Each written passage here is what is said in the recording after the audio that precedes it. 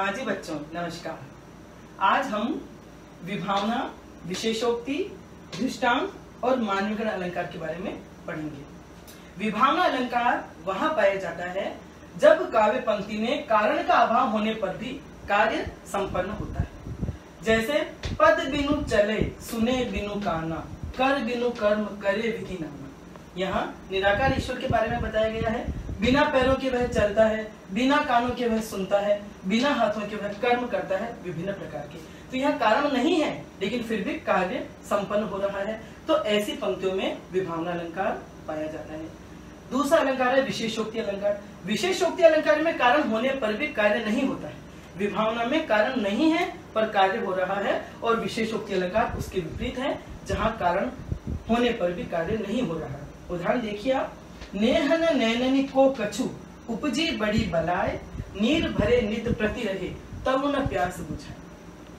अर्थात प्रेम में नेत्रों को कुछ ऐसी बला उपज गई है या कुछ ऐसी मुसीबत हो गई है कि नीर भरे नित प्रति रहे, आंखों में आंसू हर वक्त भरे रहते हैं। नीर भरे नित प्रति रहे, नीर से वो हमेशा भरे रहते हैं, तब उन्हें प्यास बुझाए, लेकिन उनकी प्यास नहीं बुझती। तो यहाँ कारण है, यहाँ जल उपस्थित है, नीर है, लेकिन फिर भी आंखों की प्यास नहीं बुझ रही है। तो ऐसे में होता है विशेषोक्ति अलंकार। एक बार पुनः बताती हूँ, विभावना और विशेषोक्ति अलंकार एक दूसरे के विपरीत हैं। विभावना अलंकार में कारण का अभाव होने पर भी कार्य संपन्न होता है, और विशेषोक्ति अलंकार में कारण होने पर भी कार्य नहीं होता है।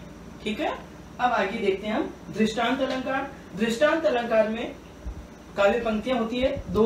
पहली पंक्ति उपमेय और दूसरा वाक्य जो होता है वो उपमान वाक्य होता है। इनमें साधारण धर्म का बिंब प्रतिबिंब भाव दिखाई देता है। अर्थात उपमेय वाक्य में एक बात कही जाती है और उसे ही समझाने के लिए उससे मिलती जुलती बात दूसरे वाक्य में कही जाती है। उदाहरण देखिए, फूल ही फल ही न बेंत, जदपि सुधा बरसहि जलद, मूर्ख हृदय न चेत, जो गुरु मिलहि बिरंचि सम।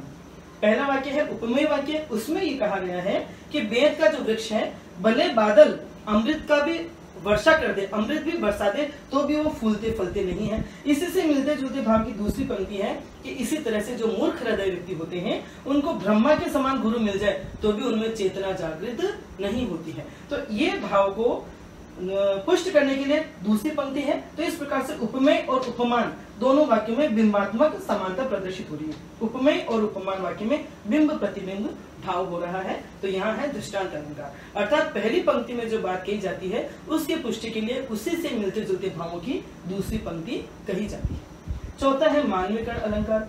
अमूर्त भाव को मूर्त और जड़ पदार्थ को मानव की तरह क्रियाशील दिखाया जाना। जिन काव्य पंक्तियों में ऐसी स्थिति होती है वहां पर मानवीकरण अलंकार होता है। अमूर्त भाव दिखाई नहीं देते और जो जड़ पदार्थ है वो चलते फिरते नहीं है, लेकिन इनमें मानवीय क्रियाओं का, मानवीय गतिविधियों का आरोप किया जाता है, वहां मानवीकरण अलंकार होता है।